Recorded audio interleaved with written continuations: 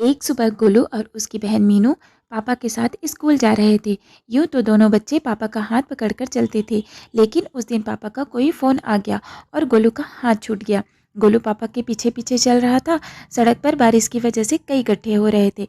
गोलू को ना जाने क्या सूझी कि उसने एक गड्ढे में छपाक से दोनों पैर रख दिए। उसे गड्ढे की गहराई का अंदाजा ना था। गोलू गड्ढे में धंसता ही जा रहा था। वह बचाओ बचाओ चिल्ला रहा था, लेकिन पापा से तो फ़ोन पर बात करते करते मीनू का हाथ पकड़कर सड़क पार कर चुके थे। अब गोलू गड्ढे में पूरी तरह से जा चुका था। गोलू को स्विमिंग आती थी, उसे अंदर स्विमिंग पूल के जैसा ही लग रहा था। गोलू खुद को पूरी तरह से डूबने से बचाने के लिए सांस रोककर तैरने की कोशिश कर रहा था, लेकिन उसकी कोशिश सफल नहीं हुई और वह लगातार नीचे जाता रहा और बेहोश हो गया। जब गोलू की आंख खुली तो उसने अपने आप को एक आलीशान कमरे में पाया। उसने देखा कि हाथ में छड़ी लिए हुए कुछ सुंदर लड़कियां वहां घूम रही थी। गोलू को बहुत आश्चर्य हुआ। तभी एक नन्ही लड़की उसके सामने आई और उसने गोलू से पूछा, अरे तुम जाग गए? गोलू ने पूछा, मैं यहाँ कैसे आया? मेरे कपड़े कैसे बदल गए? उसने जवाब दिया, वह जादू की छड़ी सारे काम करती है। उसकी बात सुनकर गोलू ने कहा, तो फिर मुझे मेरे मम्मी पापा के पास पहुंचा दो। गोलू की बात सुनकर वहां खड़ी सारी लड़कियां जोर जोर से हंसने लगी। गोलू ने पूछा, आप सब इस तरह हंस क्यों रही हैं? लड़कियों ने कहा, आज हमारी मेहमान नवाजी स्वीकार करो। यहाँ तुम्हें इतना आनंद आएगा कि तुम कभी घर जाने की बात नहीं करोगे। फिर उन्होंने गोलू के लिए नाश्ता मंगवाया। गोलू की पसंद की सारी चीज़ें थी नाश्ते में। गोलू यही सोच रहा था कि इन लोगों को मेरे मन की बात कैसे पता चली है। हो न हो, यह छड़ी का ही कमाल है। एक छड़ी मैं हमेशा के लिए यहाँ से ले जाऊंगा, फिर तो मेरे मजे हो जाएंगे। फिर गोलू ने पूछा, यह कौन सी जगह है? यह पाताल लोक है और हम यहाँ की परियां हैं। अब तो गोलू को और भी ज़्यादा आश्चर्य हुआ। उसने पूछा, क्या पाताल लोक में भी परियां होती हैं? आपके पंख कहाँ हैं? उस परी ने जवाब दिया, हाँ होती हैं जिन्हें पंखों वाली परियां, क्योंकि पाताल लोक में उड़ने की जरूरत ही नहीं है। पूरा दिन वहां पर बिताने के बाद शाम होने तक गोलू रोने लगा था। अभी तो उसे अपने आसपास भी कोई नज़र नहीं आ रहा था। उसने दरवाजे से कोई बाहर झांकने की कोशिश की तो उसने देखा कि एक बड़े हॉल में 7 दरवाजे बने हुए थे। वह एक दरवाजे के पास गया तो उसे कोई आवाज़ सुनाई दी। परियां आपस में बातें कर रही थी। उन्हीं में एक नन्ही परी भी थी।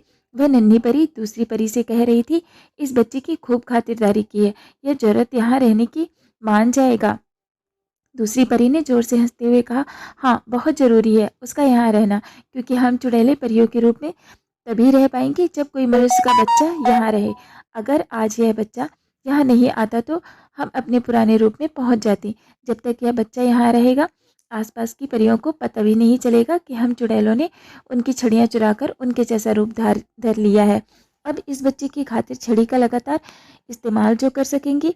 अब गोलू को सारी बात समझ में आई। उसे सारी कहानियाँ याद आ गई जो उसने किताबों में पढ़ी थी। अब उसका दिमाग तेजी से चलने लगा। उसे लगा कि इन परियों को सबक सिखाने का तरीका यही है कि अपने तैरने के कौशल का प्रयोग करते हुए यहाँ से निकला जाए।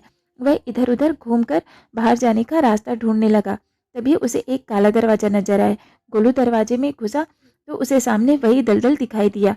गोलू को अपनी मम्मी की बात याद आ गई कि अच्छे काम में मुश्किलें तो आती ही हैं।